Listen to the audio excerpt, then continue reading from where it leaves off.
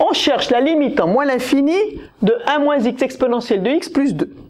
Alors comme toujours pour les limites, on essaye de voir un petit peu ce que ça donne, sans poser, sans écrire le calcul. Alors en moins l'infini, 1 moins x tend vers plus l'infini, 1 moins x a pour limite plus l'infini.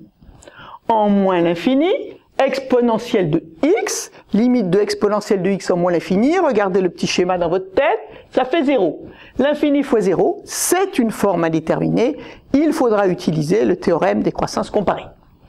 Alors, qu'est-ce qu'il me dit en moins l'infini? En moins l'infini, la limite de x exponentielle de x vaut 0. X exponentielle de x. Je vais donc fabriquer x exponentielle de x. Donc c'est égal à la limite, quand x tend vers moins l'infini, je développe de exponentielle de x moins x exponentielle de x plus 2. Là, je recalcule dans ma tête, exponentielle de x en moins l'infini, ça fait 0, x exponentielle de x, ça fait 0, je n'ai plus de forme indéterminée. Mais il faut que j'écrive obligatoirement sur ma feuille que j'utilise ce théorème. Donc je vais dire limite, quand x tend vers moins l'infini de exponentielle de x vaut 0, limite, quand x tend vers moins l'infini de x exponentielle de x vaut 0, et là j'écris théorème des croissances comparées. Le 2 ne vaut que 2, il n'y a pas d'x, donc par addition, la limite, quand x tend vers moins l'infini de ma fonction vaut 0 plus 2 vaut 2.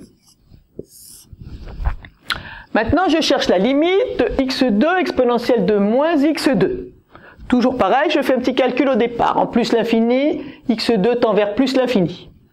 En plus l'infini, moins x2 va tendre vers moins l'infini. Exponentielle de x quand x tend vers moins l'infini, ça fait 0. L'infini fois 0, j'ai une forme indéterminée à nouveau.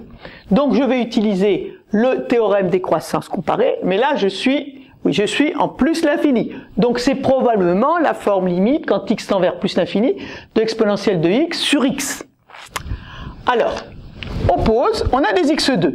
On pose grand x égale x2.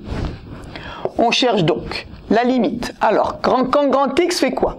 Si x tend vers plus l'infini, x2 tend vers plus l'infini, donc grand x tend vers plus l'infini.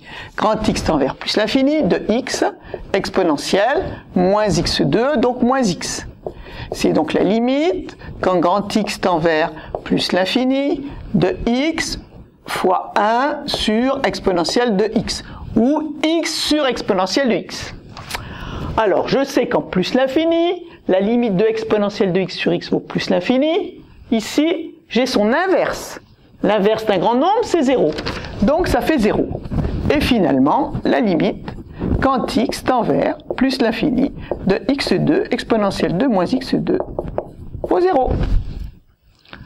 Alors, à vous de travailler maintenant. On vous demande la limite quand x tend vers plus l'infini de x exponentielle moins x, puis on vous demande la limite quand x tend vers plus l'infini de x moins exponentielle de x. Alors la première vaut 0, la deuxième moins l'infini.